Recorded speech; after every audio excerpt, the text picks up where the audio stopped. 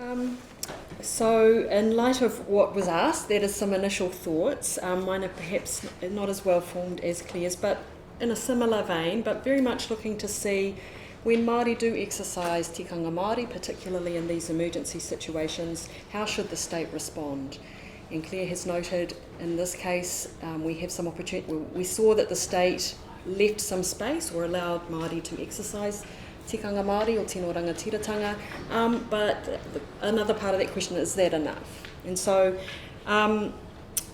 what I wanted to look at is what did particular iwi and Māori communities do, and I gave some examples in the little blurb.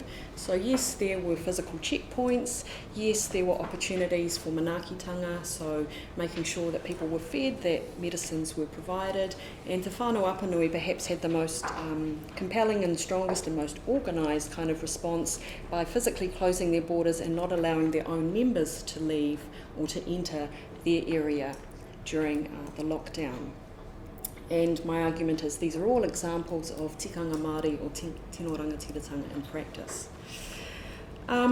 So clearly, at a domestic level, we have te tiriti o Waitangi, we have a lot of jurisprudence around that and what the obligations of the state are. And for example, if we look at the terms of te tiriti o Waitangi, which is where I like to start, we can make the argument that the things that Māori communities have done are examples of risk reduction strategies using some kind of disaster language, risk reduction language, and therefore does the state have a positive obligation to support that, or does it simply create the space where that can occur? And my argument would be the state should allow that to happen, but it should also provide some support, whether that's resources, whether that's information in a timely manner, so that those communities can make good decisions for their members.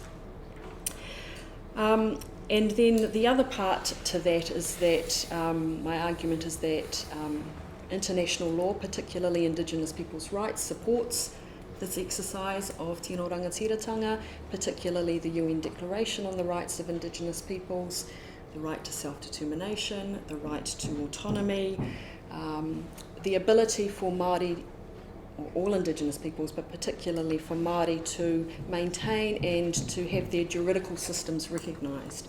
So I saw this as a really good opportunity for that practice to occur, and it occurred in very positive ways for the Māori communities involved. And then the other question that I'd kind of put in my blurb was, in these emergency situations, is there a greater onus or obligation on the state to support tino rangatiratanga? And my answer to that is clearly yes. And I think the argument can be made that Māori communities have the same obligation as states to provide for their communities. And I found a piece of legislation in the state of Washington where the Indigenous nations of that state, there's been a piece of legislation passed which basically recognises that those, I think there's 7 or 9 Indigenous nations have the same rights and obligations as the state of Washington to provide for their Indigenous peoples in emergency situations. So within that context, they've reflected it in legislation, but as a way of ensuring that there's equality, that potentially there is a sharing of resources, that it's a very collaborative approach. So I thought that was an interesting example that I need to look at further.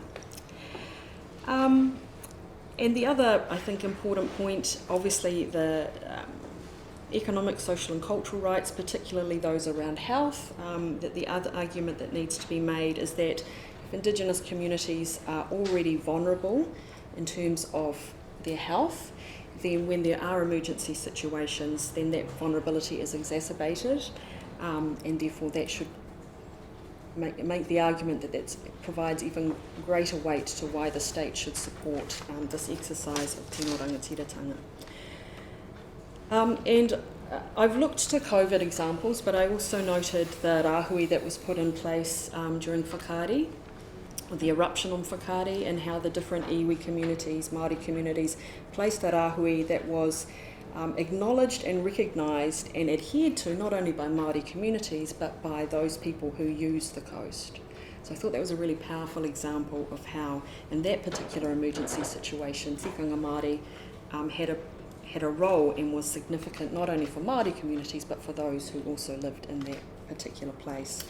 And another example that I didn't put down, but obviously with the Rena shipwreck, there was also another opportunity there for Māori to exercise tino rangatiratanga. So that's really just where my thinking's at the moment. It's quite jumbled, but they're just the thoughts that I just wanted to convey about my current thinking. Kia ora.